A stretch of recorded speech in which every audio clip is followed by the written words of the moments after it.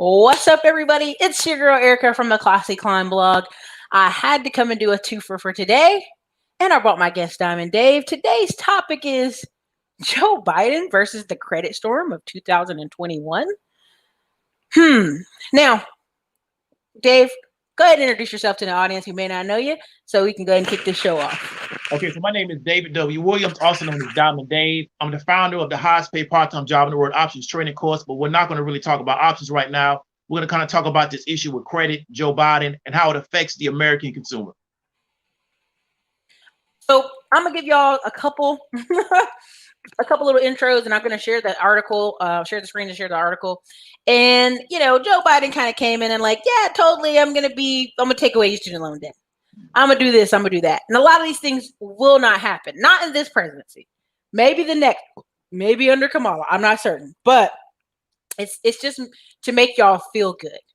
And the reason I've been doing the zombie shows and the zombie businesses is a lot of these businesses are only kept alive with credit. And the first thing a lot of you said was like, well, why would anybody loan them money? Because they have a good credit score.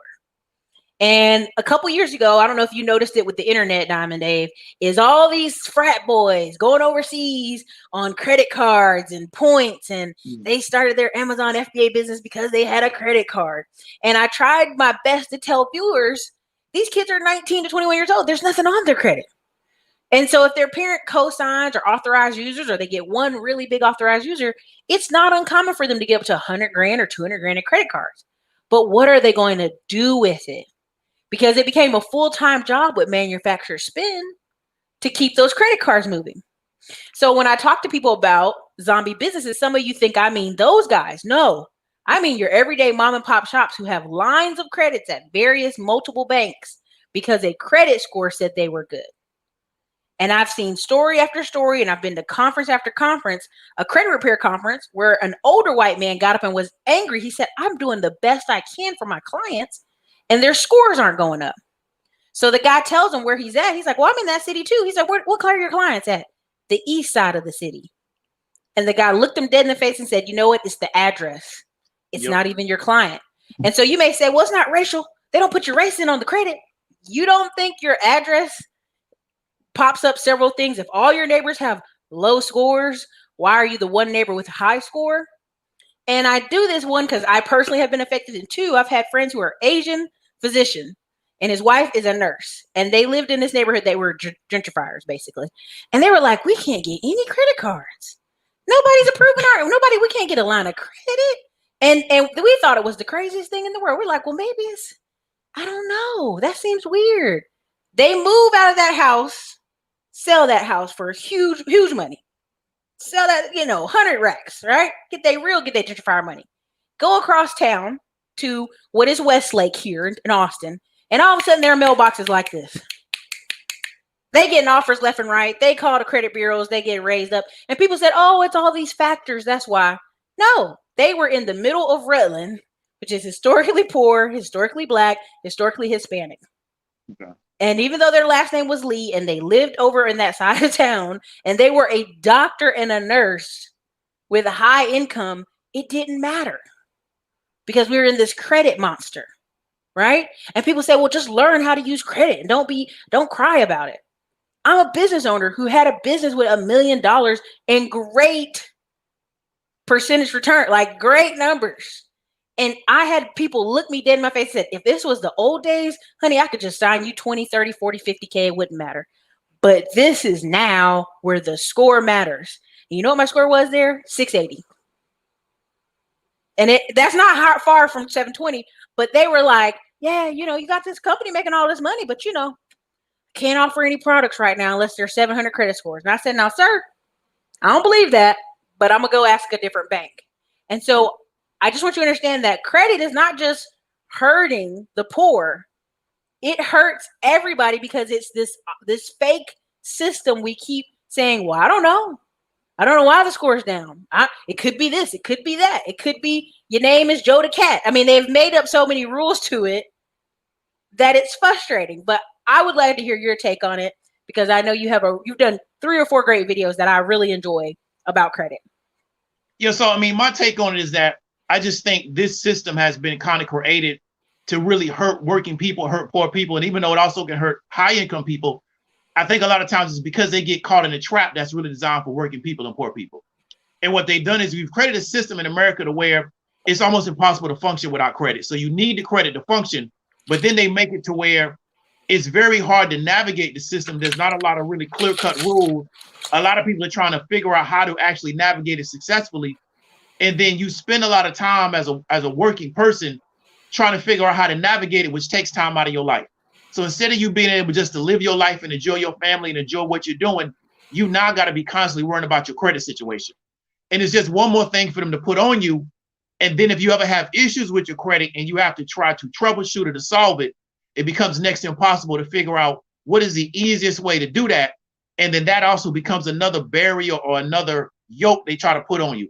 So I have a lot of issues with this system because I just don't think it needs to be this complicated, but it's just another way in which they can control people. And it's almost getting to the point now where they're almost low-key violating people's rights. But there's such a major organization. If you look at TransUnion and these publicly owned companies, they're doing billions of dollars in revenue. So their lobbying arm is so strong, they can be continued or be allowed to continue to do what they do because the politicians are not really, they don't really have an incentive to fight them. So part of why I tell people it's not just rich or poor, just pay your debt, just pay your bed, Eric, just pay your bills. I've literally had a surgery over 4 years ago, and there's this $652 bill or whatever. It was one that was $300, but now it's $600, and it's been sold from company to company. I paid it 3 different times. Documented, have documents, went on Better Business Bureau, went on credit, consumer credit. I mean, I've complained on every company. And what ends up happening is someone else buys it, and I go, nope, here's the receipts from I already paid that. Oh, well, we don't know anything about that, man. We'll talk with the original creditor. I'm like, that was 4 or 5 creditors ago. And I'm a person who paid it 3 times because I thought, well, maybe this was separate, and maybe this. And then I went and looked back at the notes because I'm one of those people like, yeah, pay it and get over with, right? And I went directly to the hospital and paid it, right? Like I called the hospital, like, hey, something's on my credit. Oh yeah, you can pay us and it'll stop. Well, the original creditor got paid and this thing is still out there floating. Yep. And so I know for me, $600, okay, I knocked it out, didn't matter, got my credit score. I work with a team of people who mess with credit all the time. But for somebody who's like, I don't know how this thing keeps getting on my credit report, I feel sorry for them because, especially after 2008, zombie debt was bad. Because I love when you say people call your house. Tell them about that part of the video. Yeah, I mean, this is the problem is that when somebody's trying to collect on you, they get your information from the original creditor, then they call you to collect the debt. But the way they have to do it is they have to low-key get you to admit that it's your debt. So then they call your house. They don't explain who they are. They don't explain why they're calling. They just start trying to locate and determine who you are to tell you that you have a debt so they can say that they notified you. But I don't like people calling my house or calling my phone without explaining who they are first. So to me, the way I was taught to probably introduce yourself when you call somebody is you introduce who you are first and then explain why you're calling. What they do is they just call and say, well, can I speak to so-and-so and so-and-so? And the way I'm set up is that I'm not going to allow you to make me tell you who I am if I don't know who I'm talking to. Mm-hmm. Then they may mail you some documentation explaining that you owe this money. But the biggest issue and what you're talking about is what I'm speaking to is that when you have this debt going from collector to collector, they never feel like they have to prove that they have a right to collect on that particular debt from you. Mm-hmm. So you're just supposed to pay the debt because they say that you owe it without them actually showing you any documentation that they have a contract between themselves and the original creditor to collect on that debt. And then they actually show you that they have proof that you owe it, because it can be anything from a discrepancy in how much you owe to the reason why you haven't paid it. But then that still goes on your credit. So they can say you owe 1,000. You could say, hey, I already paid 580. And then that's the discrepancy is in between. But then they still would just send that to your credit report to get reported on your credit while you're trying to fight the fact that there's a discrepancy in the balance. And so this is the problem, is that it's almost as if you don't have any rights as a consumer, but then you got to try to figure out how to fight it. And you being a woman of means, if you've had challenges with this, imagine what somebody has challenges with if they make $35,000 a year and they got 4 kids. When are they going to have time to go through this whole process? I mean, it's great. And like in the surgery I had before that, the hospital wrote everything off except for morphine shot, right? That was had during surgery. So I had no problem paying that. I'm like, dude, you guys wrote off a $45,000 surgery when I first moved to Austin. No problem. I'll pay, I think it was like 1,200 or something for morphine shots. Who cares? I'll pay that. But I could see how somebody could go through one hospital thing and have 20 of these things following them, right? Exactly. And it's sad because the credit collect, like one time I was just on this guy's Facebook page. We used to go to high school together, and everybody's like, yeah, they used to call him like Slick something, right? And I forgot what they called him, Slick, but he was great at phone. He was great at the phone. He was great at phone calls. He made enough money and got a couple credit cards, and guess what he did? He started a credit collection company in Florida. And on his Facebook page, he's out there on boats. He's just living his best life. And he's like, we work hard to get people paid. And I was like, oh, okay, what does he do? And then I found out he has a credit collection company. And I'm like, you didn't pay much for those. You know what I mean? Like, and when I started realizing his posts were all about credit collection, like where he's like, another one paid. You're like, no, dude, you're pressuring people on the phone to pay a bill that they're telling you is not theirs. Like, I lost some respect, but also like, man, I can't rock with you. That's the one industry I just can't, because it's not like, and people say, oh, people are walking out on their bill, Erica. And I'm like, yeah, but a lot of people aren't. Exactly. A lot of people, and who's to prove you didn't? Exactly. And the thing about what he's doing, and I'm not against his business model because it's business, but my thing is that if I owe a company, let's say $100,000, these credit collection companies, they buy these big pools of accounts. So they're a lot of times paying pennies on the dollar to get these accounts. And they're not going to collect on the majority of them, but if they just collect on a small amount of them because they pay so much to get the actual account, that's how they make their money. But the issue is that, like I said before, is that the state has certain rules and regulations in which they're supposed to operate within. A lot of times they don't operate within those rules and regulations, and you as a consumer don't even know. Average consumer doesn't know that every collection agency has to be licensed and has a surety bond to collect in that particular state. So if they're collecting in another state, they have to be licensed and bonded in every state in which they're trying to collect in. So if a collections company is calling you to collect a date, but they're operating out of another state, they got to be bonded and licensed to collect from you in that particular state. But the problem is that if that's on your credit, you're now believing that I got to pay them. But if they're not licensed and bonded, you don't have to pay them. But it's still on your credit. So then you now got to try to figure out how to go through this process to show that they don't have the right to collect from you because they're not even licensed and operate. It's like me doing some type of contracting work in a state. If I'm not licensed a certain kind of way, it's illegal for me to even be doing that kind of contracting work. And I don't think people understand that. Another thing that's happening to people, Diamond Dave, is the email. Because when something is written in your email, it's legal. So they've been going, and I had this because I had 3 clients I had to give to somebody who could help them. And this one guy is in Georgia. He had a truck. It was half wrecked in an accident, and they repossessed the truck. And I was like, okay, fine, cool. The insurance paid it. They paid. He's like, no, they're putting like 40 grand on my credit. And I'm like, what? So I'm looking at his credit. I'm confused. I'm like, what? If they got the truck and they took it back, wait a minute. So I'm helping him. I'm calling. I'm like, okay, first of all, I'm going to stop. And I'm going to send you over to my friend over here. She does a great job, Credit Irene, whatever. And I'm going to send you over here and let her work on your stuff. Because I was just giving him a consultation on what I was seeing.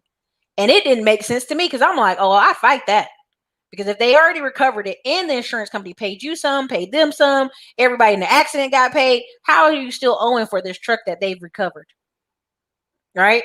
And it was fixed, right? And so, and he booked it because I was in trucking as well. And I was like, boo-boo, even though I'm in trucking, I've never seen this happen like this.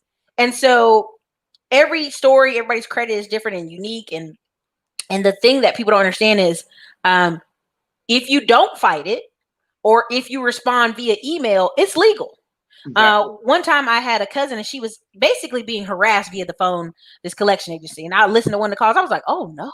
So I started telling her every time you respond to them, do not pick up the phone, respond via email. Cause they were, they have an email for their customer service contact. And she goes, please advise at the end of the email. And she said, all of a sudden their conversation changed. Every time they called her, it was a very direct, quick message, done, hang up. or if they left her voicemail, she's like, oh my God, they're acting so much better. And I'm going, yes, because you're leaving a paper trail, because email is legal, that you've communicated. One, you've communicated with them. Two, you've told them what payment date or whatever you're going to make. And three, they do not have access to your bank account. And so now they know they don't have somebody they're going to just try to slick move on. Exactly. And now they have to change their tactics. And so, I mean, even in business now, I deal with people email.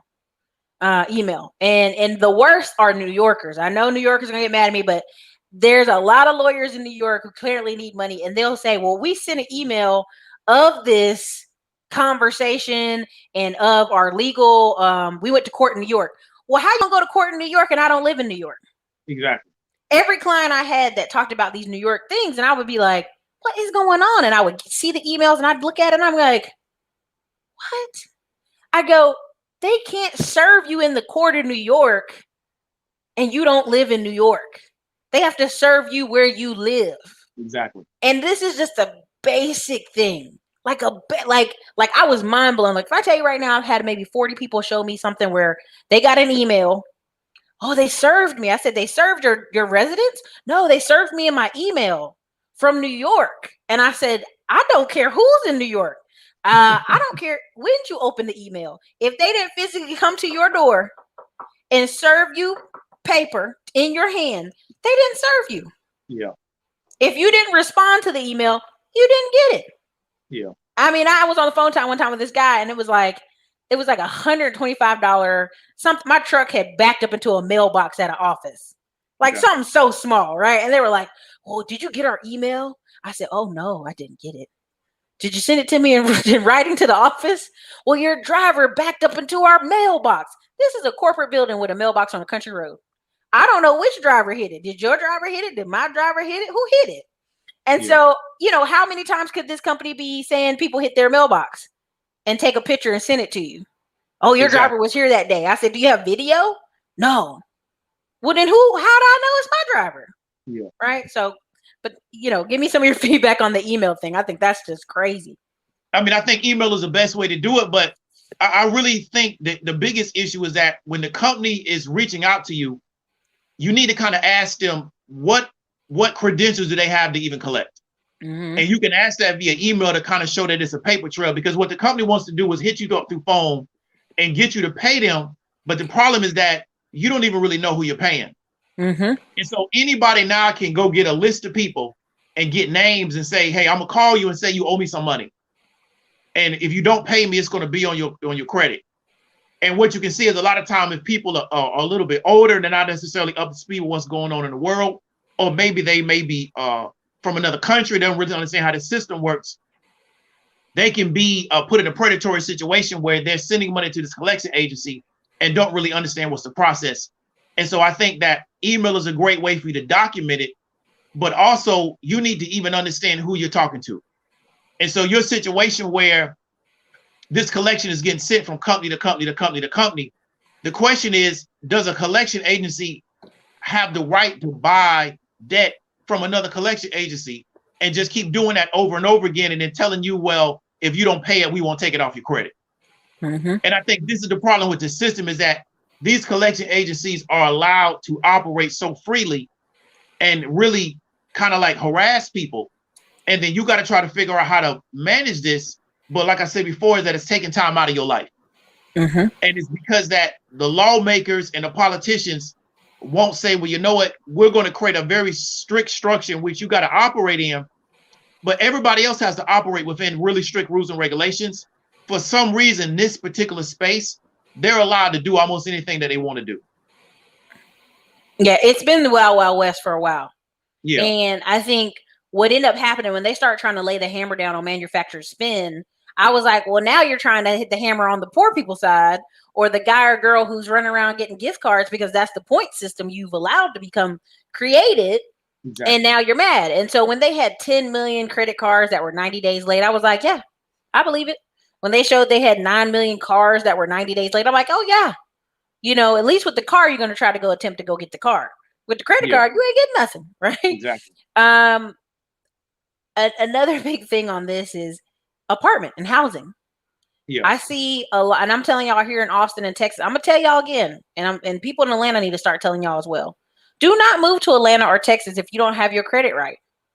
Nah, Eric, I'm gonna get a new start. I'm gonna go somewhere free. I'm like, we are so strict. When I was in the apartment industry as an apartment manager, a guy or girl would come in making $11,000, $12,000 a month, and if they had an eviction, even if it was paid on their credit, we would make them pay an extra month's rent. Exactly. We would turn people away. I mean, only places we accepted people was new construction homes, and new construction is gonna cost you 1,600, 1,700 for a 2-bedroom here, Austin, Pflugerville. It's gonna cost you to have that new construction, and it may not be right where your job is. And people are like, "Well, that's fine. I'll just move into new construction." Even if you move into new construction, they can ask you for an extra month's deposit. Yeah. So I remember turning down engineers who had paid off cars and like literally no other debt, just an old eviction. They left California and they go, "Nope, we're not renting to you." And the guy would be like, "I make 11 grand a month." And it'd be like, "We don't care." That's throwing common sense out the window, because that just doesn't make financial sense. Because somebody put some of your credit. And I remember asking one of the other property managers, "Why are we doing this?" "Well, we want people to honor our debt if we put it on somebody's report. So we got to honor other people's debt." Like we don't even know this company. We don't even know this apartment complex. They could be lying. I remember leaving an apartment complex and I had like a $100 valet trash bill. I paid a bill at the front desk. I say, "Well, give me a receipt," because I want to make sure I have a receipt. So I take the receipt and I leave. It showed up on my credit. I sent that receipt and got that thing off immediately. And I'm like, "What happened?" "Oh, somewhere in the shuffle, we didn't write down that you paid." So you took my cashier's check that had 4 valet trash on it, and it magically went into the magic hole of you don't know where. And my account said I didn't pay. I'm a billings manager. You need to go find that money.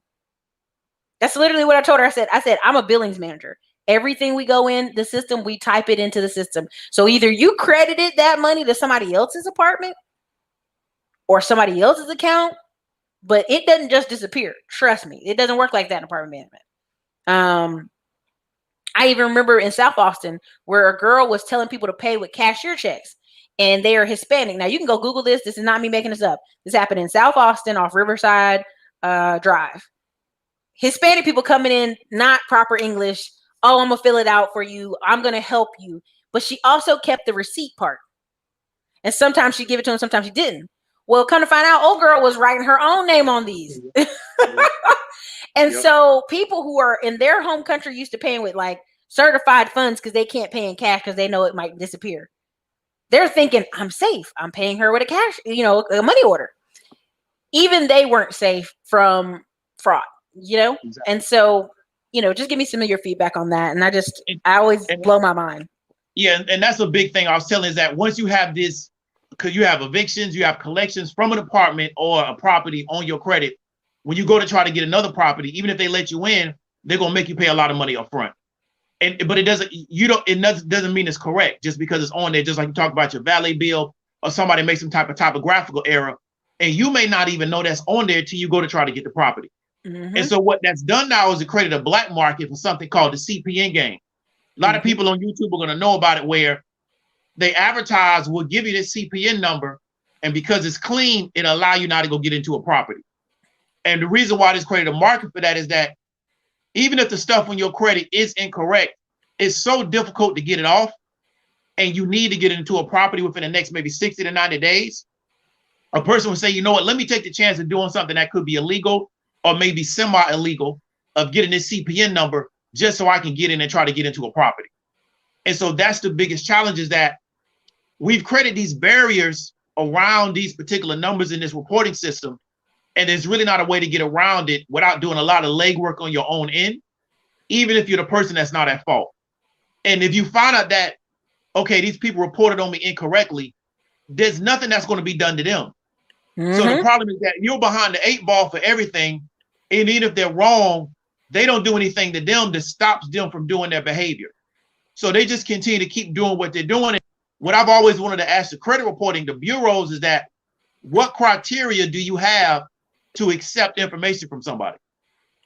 So, like, do you make these people show you any type of proof of what they're saying is true? Or do you just accept the information and put it on the report, and then now the person has to try to figure out how to fight it?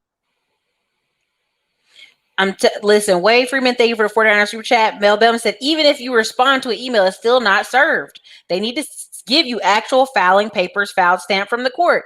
And that's why I was like, people are like, oh, it was in my email, Erica. And I'm like, what? I don't care if I don't care. Look, I need to see chain of custody. I need to see it. Exactly. Now I'm gonna show y'all, and I've showed y'all before on here, but this is called Frank on Fraud. He literally just writes a blog on fraud. It's actually pretty good. 13 people arrested for using CPNs to defraud 3 banks.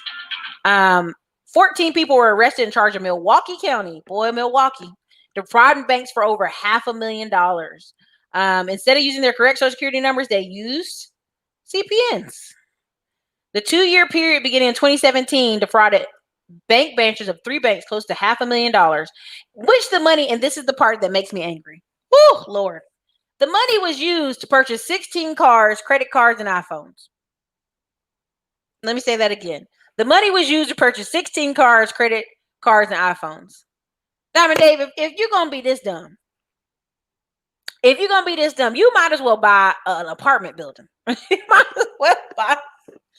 might as well buy something that's actually going to give you money. Now, if you listen here, it says Armstrong, the ringleader himself, used CPN to gain $138,000 in order to obtain a credit card, a 2016 Dodge Challenger, a Harley Davidson motorcycle, and a 2010 Porsche. They targeted cars. I mean, it gets worse. Hold on, I got another one. But you're going to only see this get bigger and bigger because of this issue with credit. So this market for CPNs is going to only get bigger because it used to be nobody talked about it, and you can now go into YouTube and you got guys that built whole channels around CPN numbers. Yeah, and I want to show you the faces because I don't want you to be like, well, this man right here, and we have plenty of white ones, but I'm just going to show you this one, and I feel his is different than everybody's. He got the most time I've seen so far. Fraudster sentenced to 21 years in CPN scheme. A San Fernando, Cali, y'all, I'm struggling.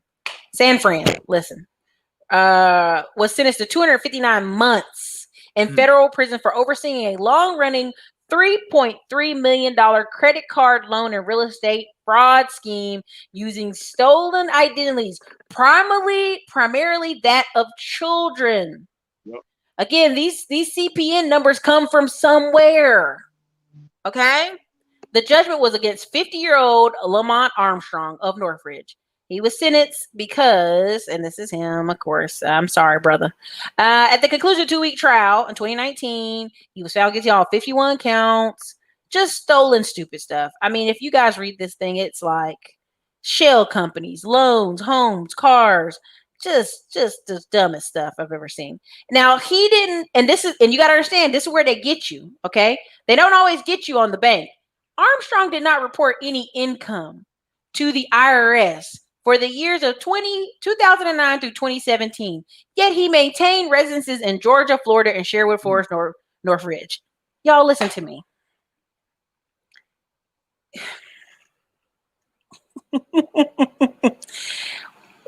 It's when you don't report is when they like, do you see that over there? I know a guy who didn't report for 20 years, came up with his attorney, reported for the last 5, paid a lump sum of money, and they were like, okay, all charges dismissed. Yeah. So I don't know. I'm not going to say the brother had child support. That's wrong to say. But if he had child support, he had something. Nobody's existing for free from 2009 to 2017. It's too big of a window. And so they don't even get you on the stuff you think they're going to get you on. They're getting you on, like when he went to his apartment in Atlanta in 2017 to arrest him, he evaded law enforcement, only to be found 3 days later, leaving his home in Fort Lauderdale, Florida.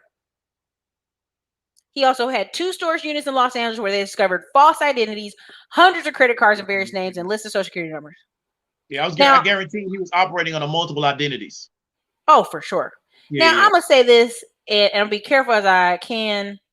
He had some co-defendants or whatnot, and they were sentenced to 5 and 6 years, which that means they snitched for him to get that much time, and they got so little.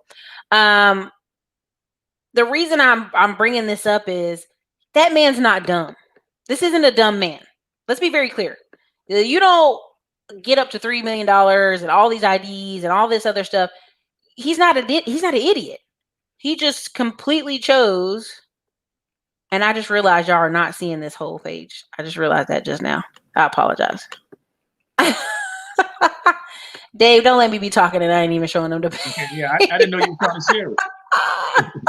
Y'all know me from my classes. I be over here just talking. This is the man. I'm sorry. 50 to Lamont. He's not a dumb man. Is what I was saying is, in order to have storage units full of this stuff and $3.3 million in multiple cities and multiple states, and this man is not dumb. He just chose the wrong vehicle. Yeah. And again, his co-defendants, 59 and 57, that for them to only get 5 months and 5 years and 6 years, somebody snitched. He got 259 months. What did that tell you? Yeah. Okay. They made him the ringleader. Yeah. Yeah. And there's no way somebody could do that much. There's just no way. No way. So yeah, sorry y'all. Whenever, y'all gotta check on me. Sometimes I be thinking I'm sharing screen. But yeah, Frank on Fraud, he does a whole, and the reason I watch this whole channel, same thing with what's the name of that show? American Greed, is because I'll watch it and it's an absolute business lesson on how to do 101 a business, and then they do something funky. The last 2% of it, something funky. Santander Fraud Advisor, nabbed in a fraud scheme. Okay. How you a fraud advisor? Okay. TransUnion, all these people. Yeah. Go on this page and get your mind blown. I mean, literally, California is up to 31 billion in unemployment fraud. And people get real mad at me when I talk about unemployment. Why are you worried about that? Because there are people that will sit home every day and fill out forms all day. Like, they were like, oh, Erica, so many people lost their job. No, 80% of Americans are still working. It's people filing unemployment that been out of work for years. Yeah. Okay. So I'm just, again, we could talk about, I love this little website. He does good. But go ahead. Yeah, so I mean, I just think you're going to see more and more of this CPN issue because people don't know how to manage this issue properly. Mm-hmm. And they're looking for a way out. And the CPN people will advertise to you, well, here's a way I can get you a fresh start. And what you don't understand is that sometimes when you give them your information, they're going to also use your information to create a CPN. So you got to always be wary of where your information is going. But I think the problem, and really the biggest problem, is that we're allowing our personal information to be used in every situation. And it was never meant to be leveraged that way.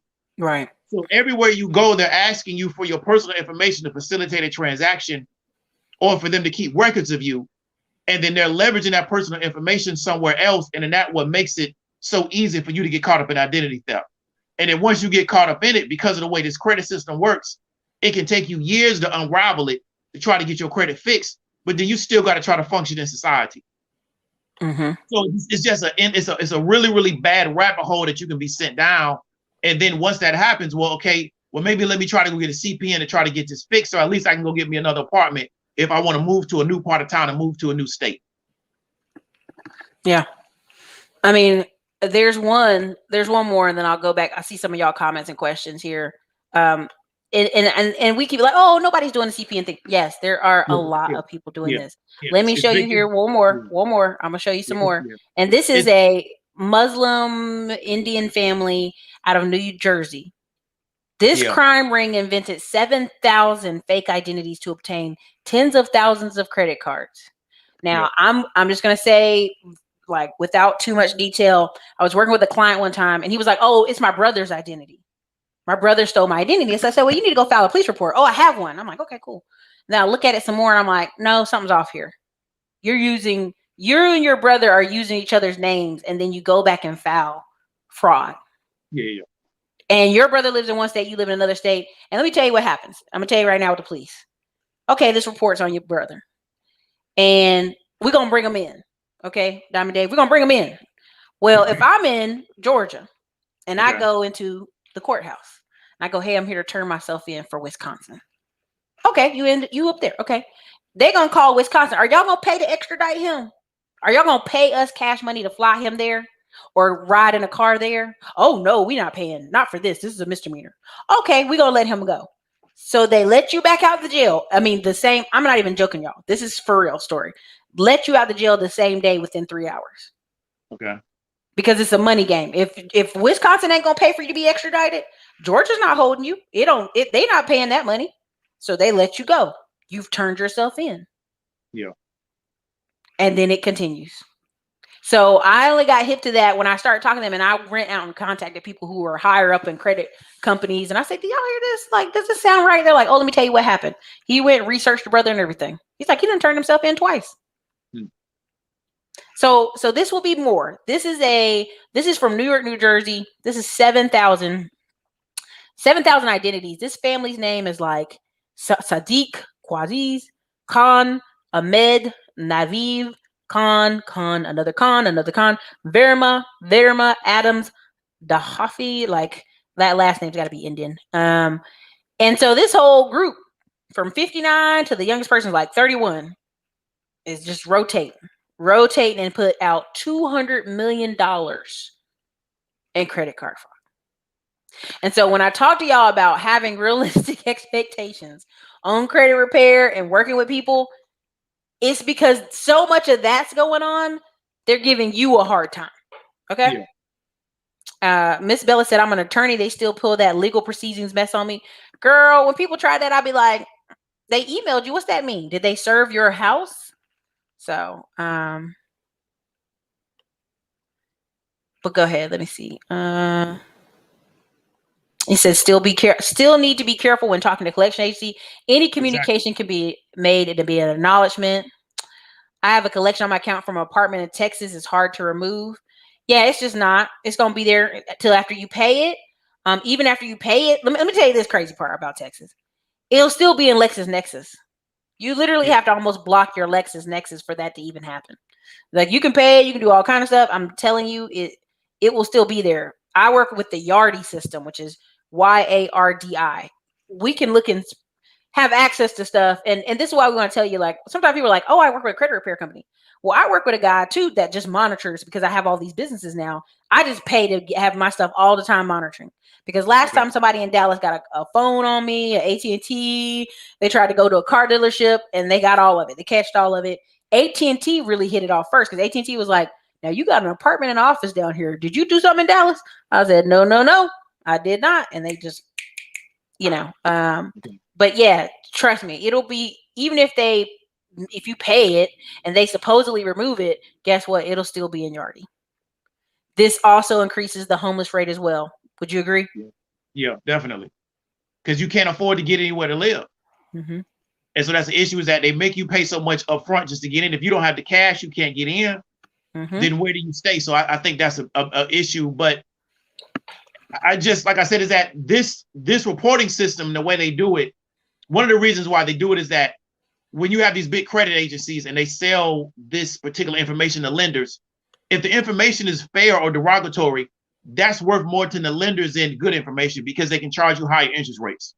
Mm-hmm. So they're not really incentivized to correct this information. They're incentivized to continue to aggregate bad information that they can sell to these particular lenders and these people that want to offer financial products at higher prices. And so therefore, when you reach out to them and tell them, hey, can you correct this? They put you through so much just to get it corrected. Yeah. And it should be very easy when you say, hey, this is not correct. If you can't determine that it's correct, can you take it off? They make you wait 30 days. Then they make you wait another 15 days. And so it becomes this long drawn out process to where what they're really trying to do is just get you to quit. Mm-hmm. Then if you quit, it just stays on your record and you hope maybe you hit statute of limitations and it drops off. But you can be over statute of limitations and can still be there. Then you got to reach back out to them again and say, hey, it's over statute of limitations when you take it off. But the problem is that how come they're allowed to report this stuff on you and they don't have to show that they're within law or anything of that nature to report it? Is they're allowed to report whatever they want to report, and then you got to go through the legwork of trying to get it off. If you can't afford an attorney, you got to do it yourself. There's a story, and I know you can find it on Google, to where this woman she sued one of these credit reporting agencies. She got like maybe $15 to $20 million out of them. Yeah, She I was know you're going talking back about. and forth with them for years about this stuff, and they I wouldn't think correct they, the credit. I think they had marked her mom dead at one point. Her mom was Exactly. alive. They They were wouldn't. They address, wouldn't do it. name.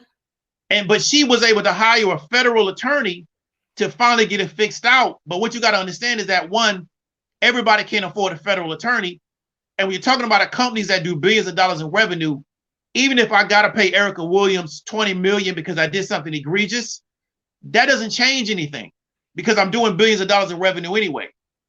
So they just keep the ball rolling. So this is a bad system to where they're allowed to report anything on anybody. Mm-hmm. And then you got to try to figure out how to fix it because it impairs your ability to do commerce. You can't get somewhere to live. You can't, it's crazy. At cars, anything. I mean, I remember Yeah. one time I went to a dealership when I first started making a bunch of money, and the guy was like, "Oh, you had a car in college." I was like, "Man, I paid that. That thing was paid." And he was like, "Oh, we can't give you no loan." I dropped my bank account statements off, and they called back 20 minutes later. "Hey, we got you a loan, girl. We got you a loan."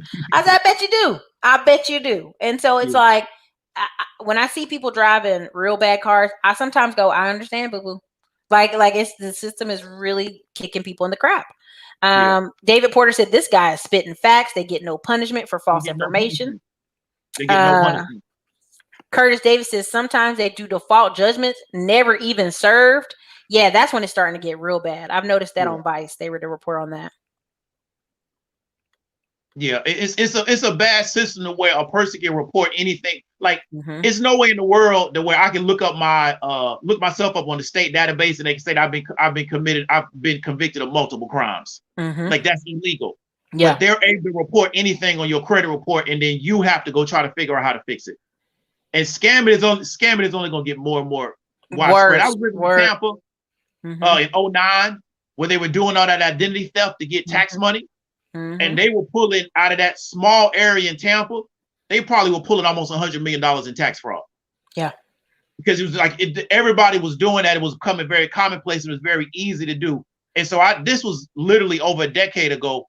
When I moved to Atlanta, everybody was scamming. Everybody was scamming. So it's only going to get even bigger. Everybody, look, this girl always say, "Why you moved to Atlanta and nobody got a job?" Everybody's scamming. Everybody's scamming. In Atlanta, nobody got a job. Everybody's a millionaire. And I'm like, everybody was scamming. Listen. And the sad part is, y'all, it's so easy to start a business. And even now, I have like 2 really great credit companies that just watch my credit like a hawk. And when, they like, all right, you can apply for another business one this month. And if it's like 2 applications, they be like, oh, what's the second one? We don't know them. They get on it. Right. But I shouldn't have to pay a company every month to do that. Exactly. I shouldn't have to. And that's me paying because, I'm at a different level than people. But I mean, CPNs were really given for government snitches and Hollywood actors. It was never meant for people. Exactly. It was, Hollywood and politicians. Mm-hmm. Yeah, you're right. C.A. Reese said they come from them janky tax and credit repair services. You can't just have your number out there. Theo said, I came across a scam channel last year. The guy told people to steal their children's identity and ruin their credit. Yeah. I've never been so close to wishing harm on somebody. And yeah, there's a dude called Kevin Bandman or Scam Man. There's a couple different people. I'm not trying to have no fights, but they saying some stuff that I'm like, no, don't do that, baby. Don't do it. Fallout again. The number is not. Where did you get it? If your CPN did not come from a lawyer, where did they get this number from? This is what I tell people. I'm like, even when I was at Jason's Deli, there were like 12 Hispanic ladies online from various countries. And the one lady had 2 houses, David. And I was like, man, she's doing it. And she had been in America 30 years. And she said, my name is Kathy something. And we were all like, Kathy? That ain't your real name. And she said, Kathy is a disabled lady living in a group home in Iowa. But she's been Kathy so long. And every year, all she do is pay her taxes. And she bought a house, and then she put one of the house in her children's name, sold it to her child. And then every year they go check on Kathy Woods at this place. And because the government's like, we can't do nothing about it, even though they know it's right there, she in Texas, they can't do anything about it. And she pays taxes, they just let it rock. And the other Kathy's at this group home, basically Medicaid just paying for it. Yep. Yeah, that's real. And you'll see some of the channels where they will tell you to find a vagrant, get their identity, and to get credit on that vagrant, and then that's Oh what you my use God. to utilize your thing. So it's a real situation, but it's because the system is so convoluted. It's really no way for you to navigate it successfully. But if you really want to try to take advantage of it, it's easy for you to take advantage of it. If you try to play it straight, it's almost impossible. And so it's bad when you create that type of scenario where if a person tries to do everything straight down the middle, they won't have any success. But if you want to do anything and go outside the bounds, is how you're really going to be successful, because you're incentivizing people to get involved in criminality. Really, it's what you're doing. Yeah. I mean, this is why every year, and I'm gonna say this, and this is no me talking smack. Every year, I started to see for like a 3-year period where everybody was doing credit repair. Everybody's doing credit repair. It was an easy company to start because there's that everyday man and woman who's just working, and they just ain't got time for the letters. They ain't got time to keep following up and following up. And even there was a credit repair group where I talked about bad about them, but on Facebook, and they had like 3 million people at the time. And I was telling people, and they had a second group that had like 500,000. I said, even at 20%, if 20% of these people do not want to do it themselves, just don't want to do it themselves, these people are making $6 million a year. Exactly. And I remember one time they were like, staple your letter when you send it to the credit bureau. And I thought, why are we going to staple this? Because the automatic machine can't take it. They have to physically take it, take the staple out, or actually do the actual work themselves. Yeah. And I just thought that's how much paperwork is going over to Experian and the credit bureaus, that they 8, 9, 10, 12 weeks, they still ain't looked at people's stuff. Yeah. Because when you send those letters, we all know they put it into a code, and then the code just files it a certain way. And then if you ever call in, 9 times out of 10, their customer service in another country. So they got a great business to where they're doing billions of dollars of revenue and I talked about in my video, they only employ like 25,000 people. So these massive agencies that are doing billions of dollars of revenue have a very, very small HR push, because they're not going to deal with your issue. They're going to just file it somewhere and hope that over time you forget about it, or you just get too worn down that you can't deal with it. And they continue just to push on. And that's why this is an issue, is to where they know that they're not going to address any customer service issues because they don't even have the staffing to address it, because there's so many disputes that they just get so much mail. Yeah. So they just create a really automated way just to deal with the mail, but never really solve the problem. And they're not being made to solve the problem. Because the question I want to ask, and I maybe need to sit down with an attorney and ask them, is that why do they have a right to take my personal information and sell it to somebody else? And that's their business model. Is I take David's private information, social security card, social security number, his date of birth, his age, even sometimes his medical history, and I furnish that to somebody else for profit. And do they even have a right to do that? So what contract have I agreed to with them to where they can do that, but I don't get compensated for it? And that's the real question that we need to start asking, is that their business model is based on essentially creating a low-key identity theft against me for profit. And then I got to try to figure out how to correct it so they can be more successful in selling my identity to somebody else. And we never kind of look at it from that standpoint. Do they even have a right legally to do this? Because what contract did I enter into with TransUnion, Experian, Equifax to allow them to do this? Because who said I had to? Yeah. I'm sorry? It's like, who said I had to be in this contract with them? Exactly. When did this happen? Exactly. And that's the question. And this guy told me, he said it wasn't this bad till about 2001. He said that when it got after the towers fell, he said credit started to be ridiculous because he lived out in Las Vegas, and he said it was like the start over place. And he said people come out of Las Vegas with all kind of stuff on their credit. It didn't matter. We give them an apartment. We keep on moving about our day. He said, but after 2001, he said it just took off. And that's why he started his credit repair business at the conference I was at. And I was like, that's just crazy. You know, that you can move to a whole new state, start your whole life over, and they're like, oh, you owe $500 to an apartment in the middle of nowhere. You got to pay it. You know what I mean? Stuff like that. It's just crazy to me. Opulence says, Excellence says, what Erica says is true from a law enforcement perspective. All jurisdictions will not extract people depending on how far away the warrant was created. Yeah. I'm telling you, this guy, he has this channel and it cracks me up. He talks about it, like all kind of cases where people will be on vacation in Florida, go turn themselves in, and Florida's so busy, like, we ain't got time for this. Go and release them right back out. So you did something in Oregon, and they don't care. You did something in this North Dakota, and they like, well, what you want us to do about it? We're in Florida. We don't have any transfers to, we don't have no way to get him on there unless you're going to fly him on a plane. Then you got to pay for a cop to fly with him when he fly him on the plane because he's arrested. And it was like, it just blew my mind. He's a cop. He has a channel out of Florida. He said, how do you find out if a collection agency has a surety bond and is licensed to collect in your state? So you can look it up. So in the state of Florida where I live, there's a website and you can look up the actual business and find it is even licensed to operate in your state. And so you can just look it up by name. Mm-hmm. If they're licensed to operate in your state, they got to get a surety bond first and show that to the state before they even get a license. So that's for the state of Florida that I live in now.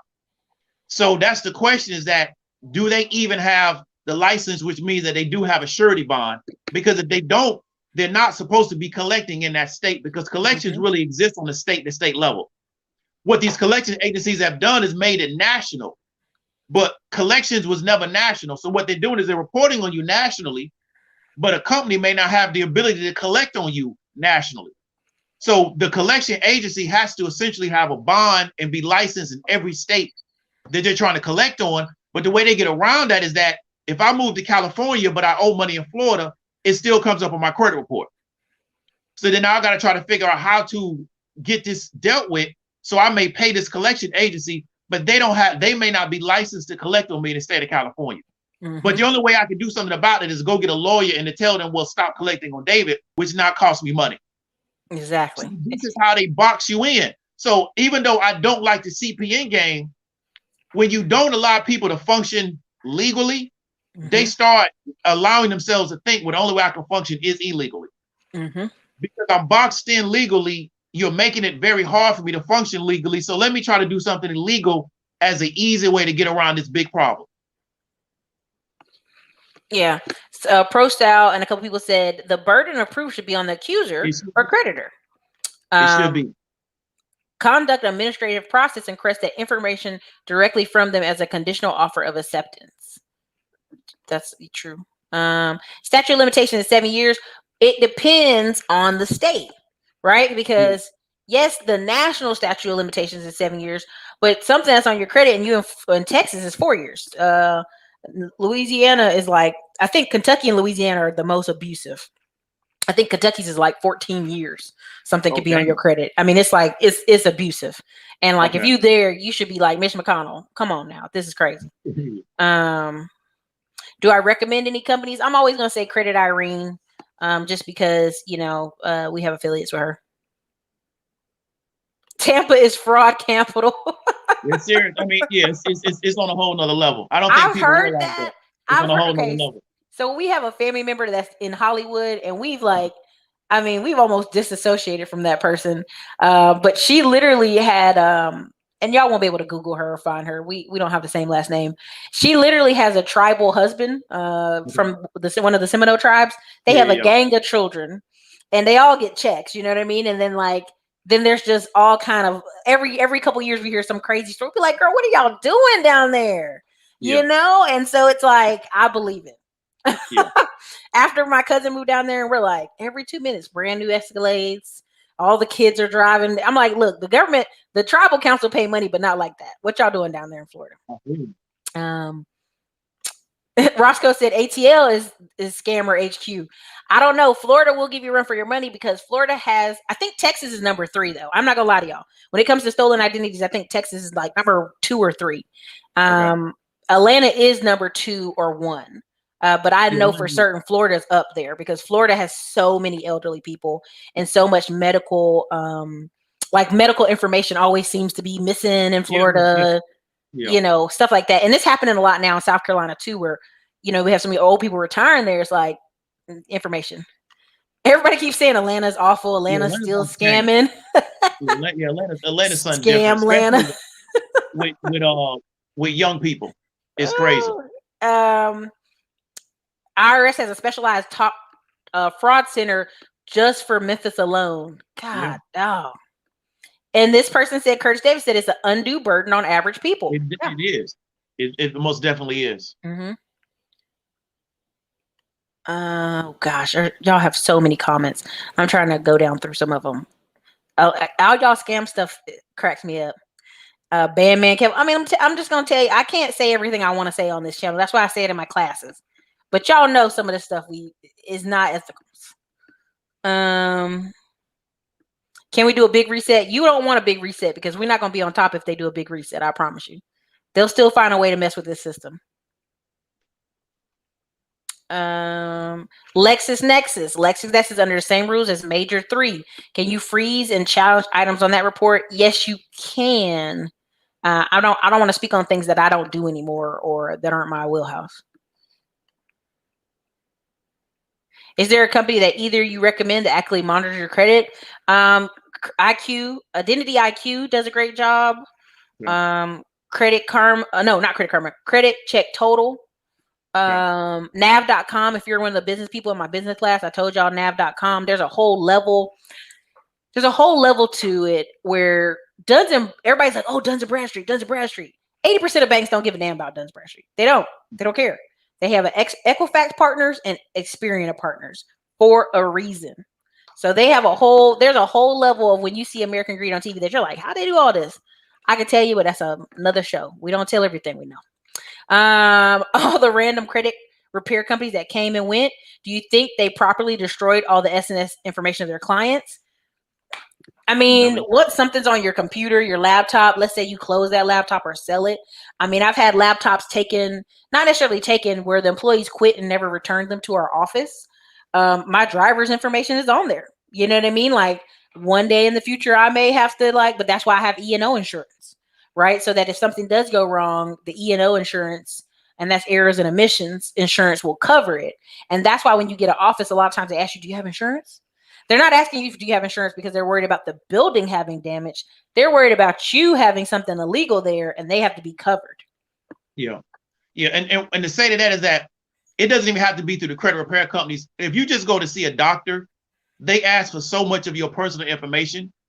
If you want to steal identities, you can just tell somebody that works in that particular office, I will shoot you a certain amount of money per month and you just give me a certain amount of identities per month. Mm-hmm. And you essentially have this person's whole profile, because that's the problem, is that if you go to a doctor's office, they're asking you for your social just to be a patient at that office. Yep. Because they're using that social as a personal identifier for their own records. So your social, your name, your address, your date of birth, whether or not you're single or married, is everywhere now.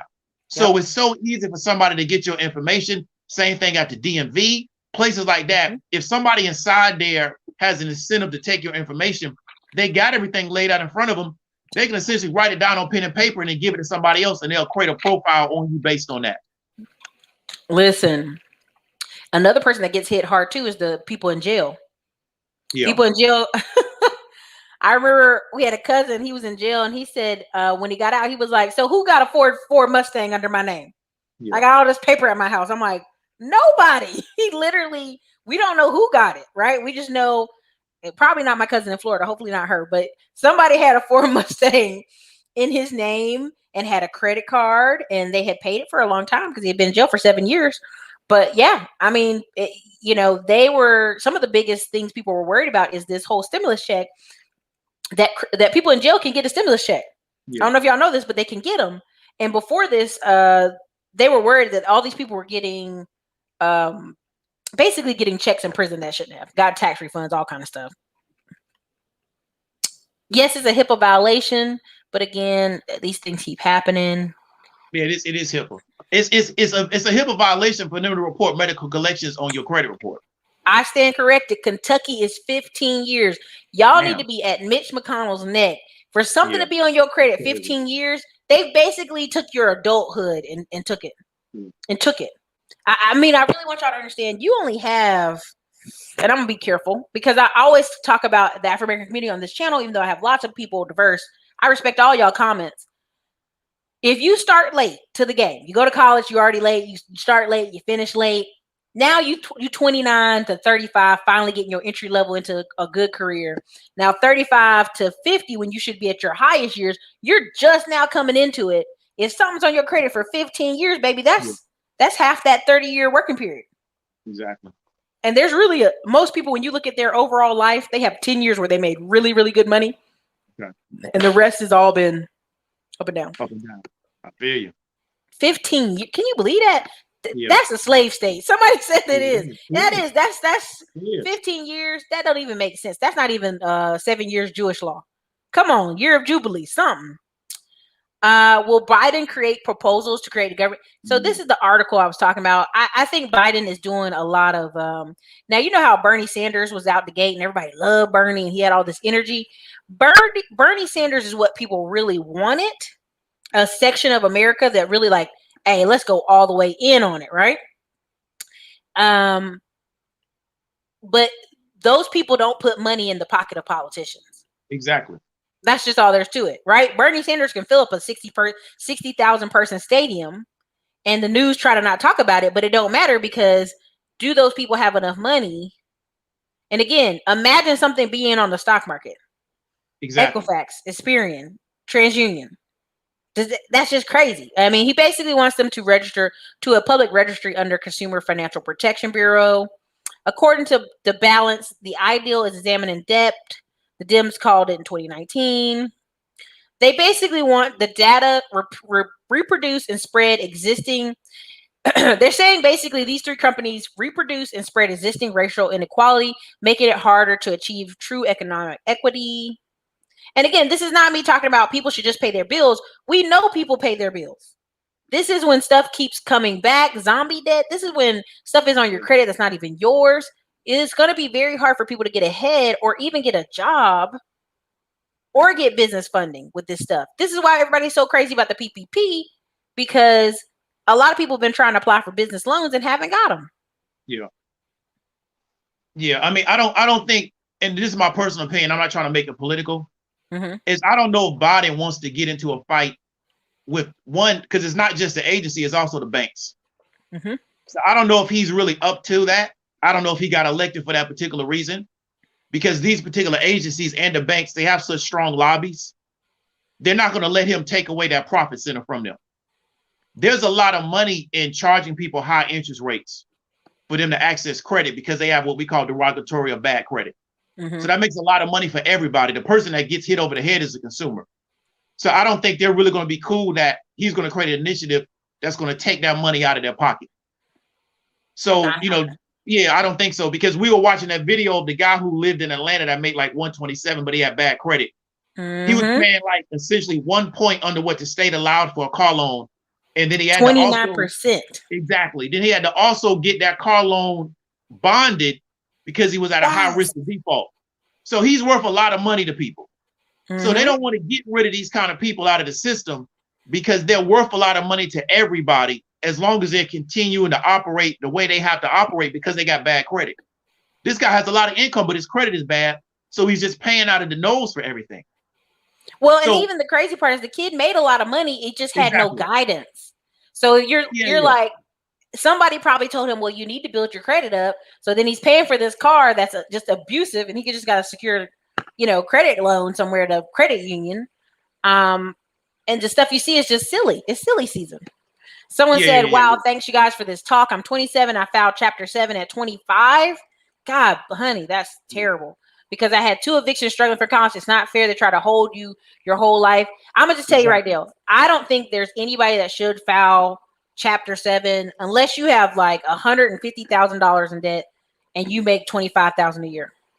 Just honest, because there is no benefit. Like, there's a major difference between a man or a woman making 10 to 12 grand a month and they file bankruptcy versus someone who's making like $2 grand a month file bankruptcy. You don't have the same advantage and you will not get the same results from it.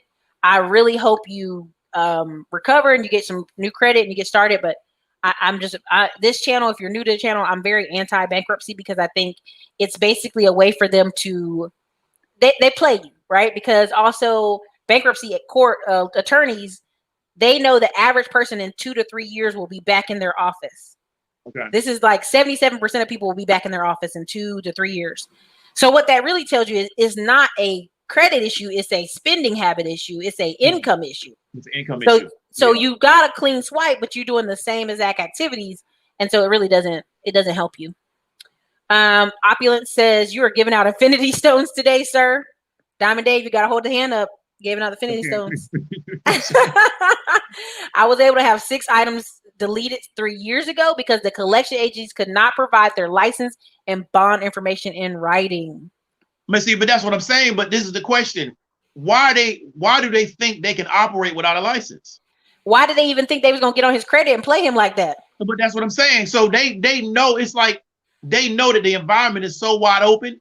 We can try to collect on people we're not even licensed. I don't have a bond, but I can collect. Now I couldn't go change the circuit breaker in my house, and I haven't notified the city and got a license to do it. But if they find out they could do it, they can find me. So no real legitimate electrician would do that kind of work without making sure he's permitted the whole 9 yards. But the collection agency's attitude is that, yeah, we're not licensed in the state. We don't have a surety bond, but we're still going to collect on people because they're trying to take advantage of your ignorance. And this is the problem. So like what he's talking about, he should have been able to go after their bond. I think they got maybe based on the state, there's a certain level of bond or something like that. Yeah, he should have been able to go after their bond because they're trying to collect on him and they're not licensed. Well, that's what your insurance is for. Your bond and your E&O insurance is because if you're acting up, like sue. Yeah. So that's the problem. What do you do to protect your identity? Dave, what are some things you do to protect yourself, especially in Florida? There's really nothing I do. I'm not with a service. So I would think maybe you want to try to reach out to Erica about a service because like I said before, is that to facilitate commerce now, everywhere you go, they're making you give your information. Yeah. So your information is everywhere now. And this is why I've had a credit card. I've been with a credit card company probably a decade. My credit card has been used all over the world at least 7 or 8 times because somebody has been able to pull my credit card information off the internet and I'll get a charge in Mexico City. I've gotten charges in Ireland. I've gotten charges in Tokyo. I've gotten charges in other parts of the country because the way they make you, the stuff they make you give up just to do commerce now, your information ends up everywhere. And so unless you're with a service, I don't know any way in which you can try to protect your information. And I don't really have the information on the services. I know Erica probably would. So part of what I've unfortunately had to do now that I have the business and I'm in Texas, and Texas is a hot state for it as well. I've actually had a lot of my bank cards absolutely replaced. And and there's something kind of with the credit card game. I wish I could have time, but we don't have time. I don't spend anything on the debit card anymore. I basically, all the money my company makes and I pay myself a check, I put it on my personal credit card and I swipe that personal credit card everywhere. So yeah, I got lots of points and a lot of stuff, but what happens is the credit card company, it's to their advantage to get their money back. They'll go hunt that money down for you because they done told you that, hey, we'll insure up to $10,000 to $25,000. Right? So if my credit card shut down for 2 days and it affected my business, and now I tell them I need to file a claim for $10,000 from them, they're gonna find that money. They're gonna get me a new credit card in 2 days. They're gonna find that money. They're gonna do all kind of stuff. Navy Federal ain't gonna play. They're gonna go find somebody, right? So that's something I tell people is, the most dangerous thing I hear is people using their debit card everywhere, because your debit card just doesn't have the same legal protections as your credit card. I've heard people debit card stolen. The bank tell them, hey, we'll get it back to you in 30 to 45 days. I don't know about you, but if you only got $3,000 coming in your account and somebody tell you they're going to give you back to you in 30 to 45 days, in that time frame, somebody might lose their home. Exactly. Or apartment or a car. And so I am big on everything you can pay with just your credit card because your credit card has an incentive to go fight. I do it because I told you I went on like 59 first class flights a year or so ago. And even when I would rent a car, they go, yeah, we want to, you want some extra insurance? I go, no, I have this credit card. They're insured up to $100,000. When I found out that Navy Federal had $100,000, if you get in an accident with that rental car, it hurts. Honey, there's $100,000 being moved between some people. You may not get the 100, but somebody's getting covered. So be very careful on that stuff. That's my number one thing, but also be on identityiq.com is a really great one. nav.com, if you're a business owner, is a great one. As a person who runs a business, I do a quick check in the morning of my accounts and I do a check on Friday, and I have an accountant. So they'll be like, hey, what's going on? Also at my bank, I have an account manager. So they'll call if something big comes across and it don't look right. Detroit is a scam city too. ATL, everybody has a plug at Equifax. Florida is a tourist trap in many ways. Oh, Phoenix, Arizona has been known as the top identity theft cities. It's 3 hours from the border. It's also right beside California. Scampa, Florida. Yep. Not Tampa, but Scampa. Identity IQ is good. It's really good. Let me see. We're going to wrap this up. I don't want to keep Dave all day, but yeah, y'all have some really great stuff in here.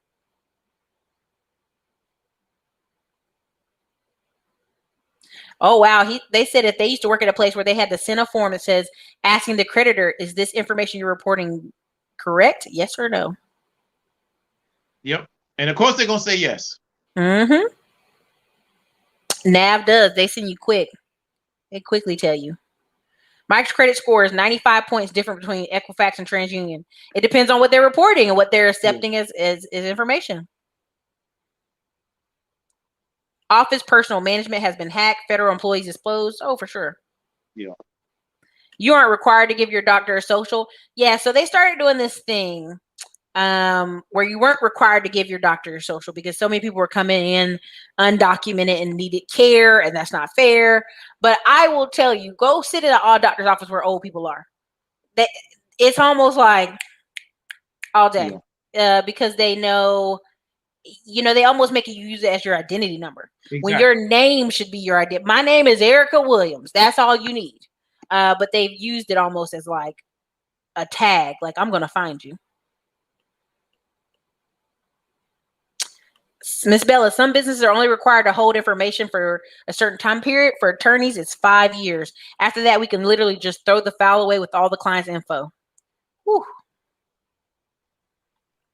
Let me see. And so you got to hope that they're getting that file destroyed properly. I'm telling you, you got it. And so a lot of these offices, 15 years is child support. Kentucky wants you to have child support. Great show. Thank you. I hope y'all are enjoying the show. Year of Jubilee. I'm telling you, let these people go. Listen, even with the prison system, I can go on a whole rant. We were never meant to lock people in prison more than 7 years. By the time somebody's 25 and 7 years later, they're 34, you have a different adult that you're dealing with. So to lock people away these 20, 30, 40 years for poor man crimes, it's garbage. It's straight garbage. I am very anti like long sentences because there's no incentive for that person to come out and do anything what they're doing. And we will eventually talk about this. A lot of the homeless men you're seeing aren't just men who made bad financial choices. They're men released out of prison at 40 and their mama dead. Their grandpa dead. All they got left is a brother or sister that doesn't really know them anymore. And they don't have a way to have somewhere safe to stay. Yeah. And that's why when people make these jokes about, they get these Pookies and Rayways getting with these big fat women with children. Well, that's what they have. That's literally that or be homeless. Yeah. That's what's available to them. And so people act like ain't nobody want these big fat women. Yeah, somebody do, because they need somewhere to be. Okay, like get real. I love this. They can get a stimulus check, but they have to have somebody. They have to have a bank account for ability to cash it. They do. The government actually sometimes puts it on the books of their food, whatever you call the books. Commissary. It's weird. Yeah, commissary. This is very interesting. Look, Opulin said everyone is entitled to request the purpose of use of their social security number. Do not volunteer it. It is not a legal identifier of you. Let me see what else y'all got in here. Yeah, 29%. 29% was what he was paying for that car. Yeah, that's ridiculous. And then when they talked about the insurance, we were sitting there like, it ain't a house. He got a PIM on a car. Yeah. He paying it too. Mm-hmm. It said the national average was 711. Is that true? I mean, once they average it out, yes. But did you see how they moved credit?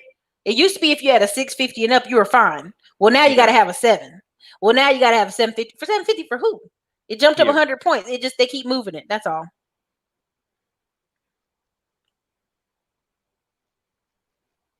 Wow. I'm sorry, Anthony Bolton. This is exactly what I mean.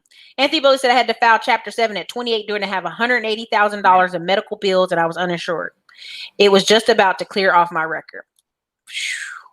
Yeah, that's crazy. Wow. Are you okay, Anthony? You walking, talking? You all right? Yeah.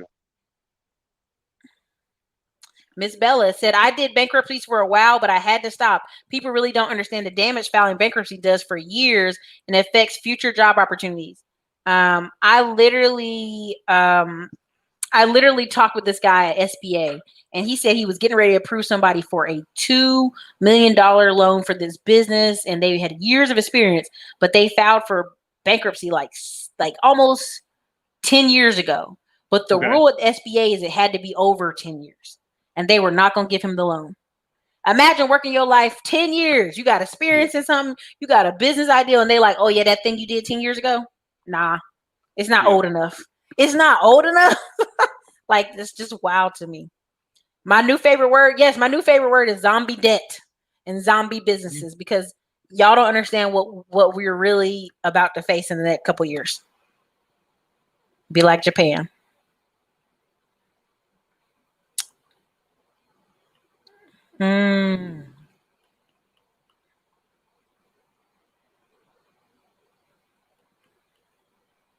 Navy Federal will overnight you a car. Yep.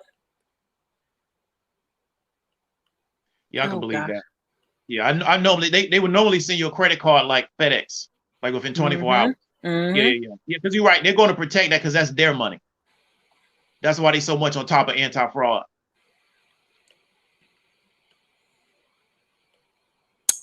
Make sure y'all hit the thumbs up. He said he had brain surgery. Woo, honey, I'm glad you're alive. 5 days at the hospital and 180,000 later. Bam.